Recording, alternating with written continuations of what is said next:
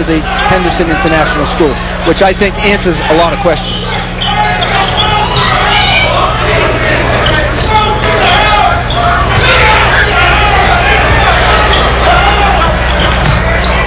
Solinger immediately double-teamed and has to clear to Burke.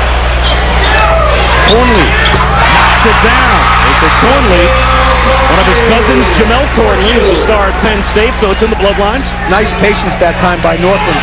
Solinger, a willing and terrific passer out of the double team. They were patient, they reversed the basketball, they got a wide open look. That all happened in practice with Zach Solinger yesterday. Talked about patience and reversing the basketball. A jump hook goes for Tristan Thompson. He'll have a chance for a three-point play. And ESPN is your NBA destination Friday night, first at 8 Eastern. King James and the Cavs will take on Brandon Jennings and the Bucks. Then at 10:30 Eastern, Gilbert Arenas leads the Wizards out west to take on Monte Ellis and the Warriors. NBA Friday presented by Orbitz on ESPN and ESPN360.com. Bucks, Cavs, and Wizards Warriors.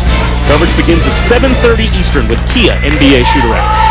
But the Bucks, former Buckeye, Michael Redd playing for the Milwaukee Bucks and back after his knee injury and doing quite well. They have a couple guys on that team that can shoot it. Have you seen Brandon Jennings? I guess you're probably somewhat familiar with his work. He didn't shoot as well in high school and we went to Europe, but boy, has he improved, and that's a credit to Brandon Jennings and to all the players out there who are not great shooters right now. Work on your jump shot and it'll pay big dividends. Down to the last 30 seconds of the opening quarter. Tough catch for Solinger. Muscles one up and he'll go to the free throw line. That's what he does when he catches the ball. He's either going to score or get fouled when he catches the ball in the paint. The only way to stop him is through a double team, and he can pass out of it. Great hands like catcher's mitt. He can catch anything, takes it strong to the basket, creates a little contact himself. Not too many guys, Bob, want to stand in front of him and take an offensive foul. Nick Johnson called for his second personal foul and the third on the team as we take a look at our early McDonald's All-American watch list. Jared Solinger obviously is on that list. You're a voting member of the McDonald's All-American Committee. Safe to say he might have a shot at being on the final team? I think it would be hard for him not to make it. He does everything so well. He's the best low-post player in the class, Jared Solinger, and probably the best rebounder in the class of 2010. He was Ohio Mr. Basketball last year as a junior. Only 4 other juniors have ever won that award. Jimmy Jackson, Greg Simpson, O.J. Mayo, and LeBron James. Pretty good. Talk about pretty good. Keyshawn Lewis a chance for a three-point play. Well, Northland doesn't get many transition baskets, so when they get an opportunity, they have to run. Keyshawn Lewis takes it in transition, anticipates well, pushes it with speed. Corey Joseph, if you're going to foul right there, you've got to stop the ball from going to the basket. You can't have a ticky-tack foul and give the N1. Keyshawn Lewis has been offered by Miami, Ohio, and Solinger's going to get just a bit of an extra break before the end of the first quarter. I like that strategy. Try to give him a blow before we start the second quarter. That's a Pat Riley with a Kareem Abdul-Jabbar type philosophy right there. Down to 3 seconds to go in the opening quarter. And a hand check foul called out on the wing. Godwin Akanji tried to drive it. The officials are well schooled. Anytime there's 2 hands on the dribbler, whether it's high school, college, or the pro game, there's going to be a hand check called. That's universal. Akanji was hit. And so he heads over to the sideline to get looked at. Still 1.5 seconds to go in the opening quarter. Now, we've got our top 5 undeclared recruits right now. Brandon Knight and Josh Selby, a couple of point guards, lead that list. Some great point guards in Knight and Selby. You got C.J. Leslie, a small forward. Terrence Jones, just a physical specimen from Oregon. What's impressive about this group, Bob, is you look at Knight and Jones and Selby. They're taking their time. They're going to take all 5 visits. Knight has taken his visits. Jones has taken his visits. And Selby wants to take 5 visits. So you see the trend now going back to where seniors are taking their visits versus committing early. Especially in the case of the more high-profile players. Solinger back in for the last 1.5 seconds of the opening quarter. There's the lob broken up by Solinger. And stepping on the end line out of bounds was Jabari Brown. But with Solinger breaking it up, they say the last second and a half ticked off anyway, so that ends the first quarter. Findlay Prep, the #1 team in America. They average 100 points per game. Northland holds them to 10 in the opening quarter. The pace is what Northland wants.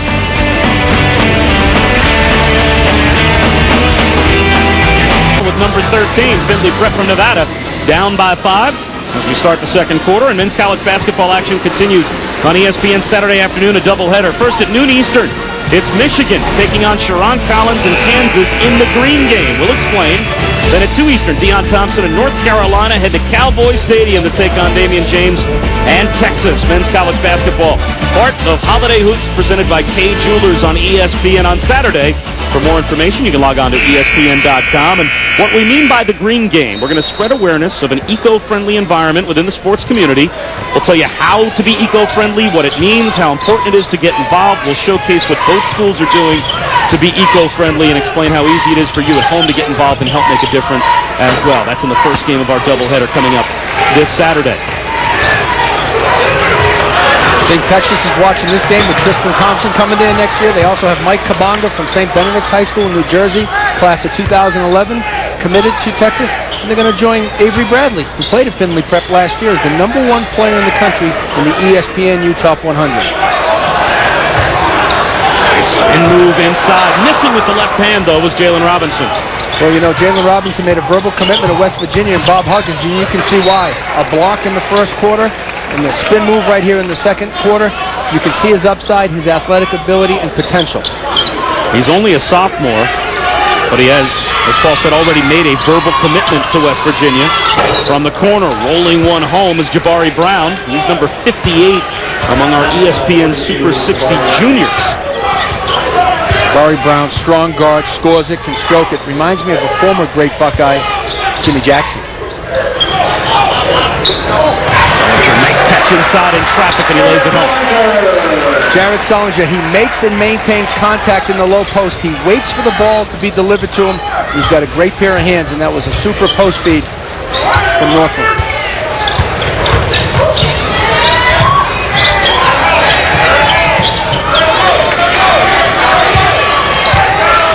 Thompson works on the sophomore and draws the foul.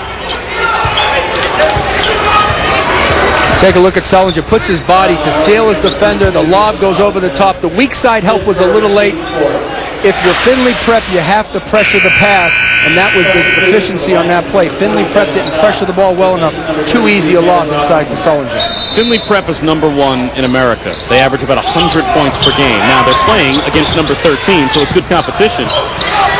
And an air ball from the corner and a foul called on Thompson. How surprised are you that this game is as low scoring as it is, especially from Findlay's perspective? Well, I'm a little surprised, but Northland High School is doing a terrific job on the defensive glass. They're holding Findlay Prep to one shot, which allows tempo for Northland, and they're taking their time, not utilizing any shot clock. They're being patient. They're shooting 50% right now, Northland High School, and they're executing their offense just to a T. Findlay Prep has to pick up the pressure on the ball.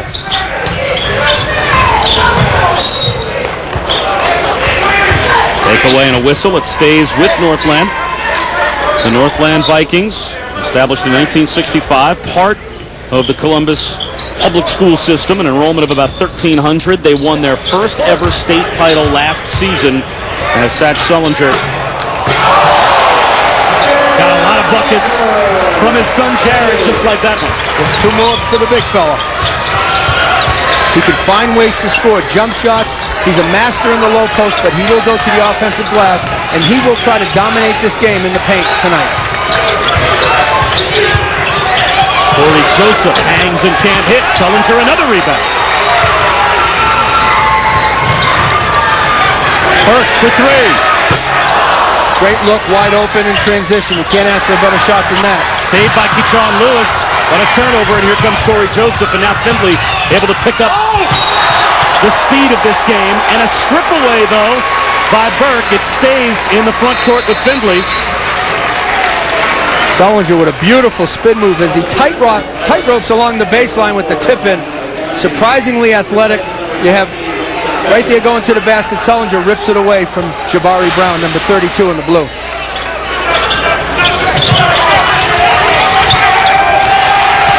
There's a mismatch right here. The senior Tristan Thompson. Great pass out of the low post. And a brick thrown up by Okanji. Godwin Okanji is not that skilled of a player. He's a great athlete who brings energy and effort, number 24 in the blue.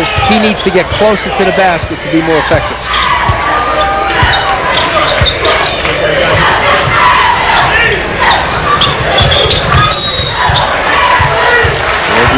draws the foul. Nick Johnson called for his third. Nick Johnson. See what Coach Peck is going to do, if he's going to take him out now, or is he going to play with him in 3? There's most likely should be taking him out of the game at this point. Nick Johnson is the nephew of the late Dennis Johnson, a 5-time All-Star and a Hall of Famer. The players fill out bios, and Nick Johnson filled out the colleges he's interested in, and on his own list, he listed Arizona State, Arizona, UCLA, Oregon State, Washington, USC, Gonzaga, Oklahoma, Louisville, North Carolina, Ohio State, Kentucky, UConn, Virginia Tech, and Wake Forest. So he's got it narrowed down to that small field. It's easier just to name the conferences. That's right.